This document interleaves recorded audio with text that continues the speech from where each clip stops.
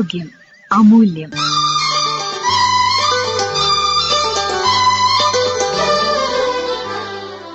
പ്രതിരോധ കുത്തിവയ്പ്പുകൾ, ശ്രദ്ധിക്കേണ്ട കാര്യങ്ങൾ, ഇതേക്കുറിച്ച് സംസാരിക്കുന്നു മൈത്ര ആശുപത്രിയിലെ senior consultant paediatrician doctor Parvathy S. ഇതിൻ്റെ ഒരു എക്സ്പെൻസ് എങ്ങനെയാണ്? ഇപ്പോൾ പ്രൈവറ്റായിട്ട് ഇപ്പോൾ നമ്മൾ പറയുന്ന ചില നമ്മളൊരു ദേശീയ ഇമ്മ്യൂണൈസേഷൻ ഷെഡ്യൂളിൻ്റെ ഭാഗമല്ലാതെ വരുന്ന വാക്സിനുകളിൽ ഇപ്പോൾ ടൈഫോയിഡിൻ്റെ വാക്സിനൊക്കെ എറൗണ്ട് ഒരു 1800-2000 രൂപയുടെ അടുത്താണ് നടത്തുന്നത്. പിന്നെ അത് ഹെപ്പറ്റൈറ്റിസ് എന്റെ വാക്സിൻ ഉണ്ട്, അതും എറൗണ്ട് 2000 ഒക്കെയാണ്. പിന്നെ ഇതൊക്കെ ചില മാസങ്ങളനുസരിച്ചിട്ട് കുറച്ച് കോസ്റ്റിന് വ്യത്യാസമൊക്കെ വരും ഓരോ ബാച്ചിനനുസരിച്ച്. ഫ്ലൂ വാക്സിനും എറൗണ്ട് ഒരു 1800-2000 അടുത്ത് തന്നെയാണ്. എല്ലാം ഏകദേശം ഒരു 2000 അടുപ്പിച്ചുള്ള ഇത്.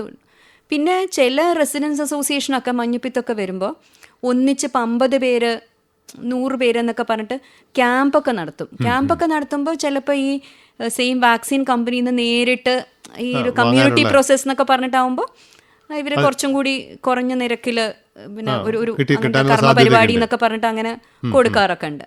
ഈ നമ്മളിപ്പോൾ പൊതുവായിട്ട് പറഞ്ഞപ്പോൾ ഈ ഇന്ത്യൻ അക്കാഡമി ഓഫ് പീഡിയാട്രിക്സിനെ കുറിച്ച് പറഞ്ഞല്ലോ, അതിലിപ്പോൾ ഈ വാക്സിൻ ഗവേഷണവുമായി ബന്ധപ്പെട്ടിട്ടുള്ള സ്റ്റഡീസിന് അങ്ങനെ പ്രത്യേക വിഭാഗം ഉണ്ടോ? അങ്ങനെ എങ്ങനെയാണ് അത്?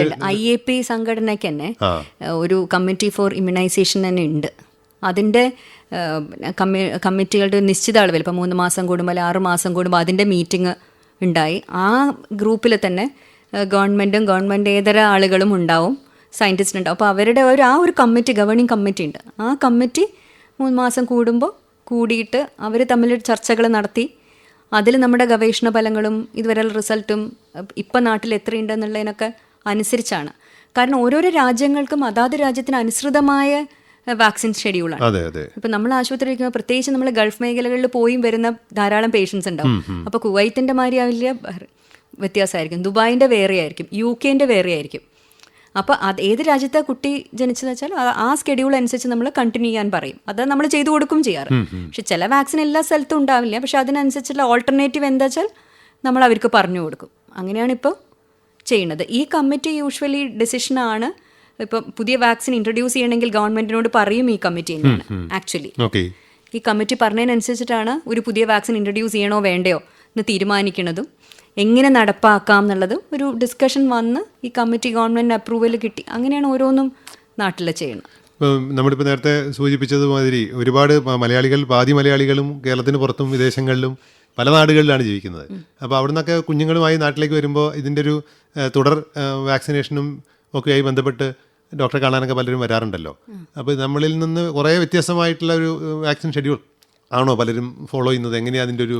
കുറച്ചൊക്കെ വ്യത്യാസമുണ്ട്. ഫോർ എക്സാമ്പിൾ ഇപ്പോൾ അമേരിക്കൻ അക്കാഡമിയുടെ ഈ പ്രൈമറി വാക്സിനേഷനൊക്കെ പൊതുവെ അമേരിക്കയിലൊക്കെ ഫോളോ ചെയ്യുന്നത് 2 മാസം, 4 മാസം, 6 മാസമാണ്.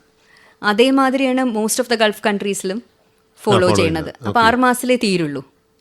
നമ്മളിവിടെ 3.5 മാസത്തിൽ തീരുന്നുണ്ട്. അത് ഈ നാട്ടില് ഇൻസിഡൻസ്, നമ്മളെ നാട്ടിലെ ഇൻസിഡൻസും പിന്നെ നമ്മളെ ഒരു സോഷ്യൽ സിറ്റുവേഷനൊക്കെ അനുസരിച്ചിട്ട് ഇന്ത്യക്ക് അനുസൃതമായിട്ട് നമ്മൾ ചേഞ്ച് വരുത്തിയത്.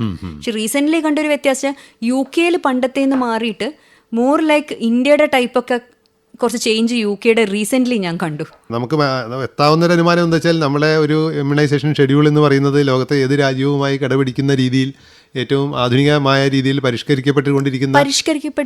ഡെഫിനറ്റ്ലി ഉണ്ട്. ഇല്ല ഇപ്പം നമ്മൾ ഓരോന്ന് ആഡ് ഓൺ ചെയ്യല്ലോ. പണ്ട് ഹിബ് വാക്സിന് ഉണ്ടായിരുന്നേ ഇല്ല. ഞങ്ങളൊന്നും ഞങ്ങൾ MBBS ഒന്നും പഠിക്കുന്ന കാലത്ത് ഇൻഫ്ലുവൻസ ബി വാക്സിൻ ഉണ്ടായിരുന്നില്ല. ഈവൻ PG അത് കഴിഞ്ഞാണ് ഇൻഫ്ലുവൻസ. അപ്പോൾ അതുകൊണ്ട് മെനിഞ്ചൈറ്റിസ് ധാരാളം കുറഞ്ഞു. പിന്നെ ന്യൂമോകോക്കൽ വാക്സിൻ ഇപ്പോൾ ഇൻട്രൊഡ്യൂസ് ചെയ്തു. അപ്പോൾ ന്യൂമോകോക്കൽ മെനിഞ്ചൈറ്റിസ് ഒക്കെ ശരിക്കും ഡെഫിനറ്റ്ലി ഈവൻ നല്ലോണം കുറഞ്ഞിട്ടുണ്ട്. അപ്പോൾ വാക്സിനേഷൻ ഡെഫിനറ്റ്ലി ആ ഒരു ഡിസീസ് ബേർഡൻ കുറയ്ക്കാൻ വേണ്ടി ഡെഫിനറ്റ്ലി ഹെൽപ്പ് ചെയ്യുന്നുണ്ട്. പ്രതിരോധ കുത്തിവയ്പ്പുകളെ കുറിച്ച് സംസാരിച്ചത് ഡോക്ടർ പാർവതി എസ്. പരിപാടിയുടെ അടുത്ത ഭാഗം നാളെ ഇതേ സമയത്ത്.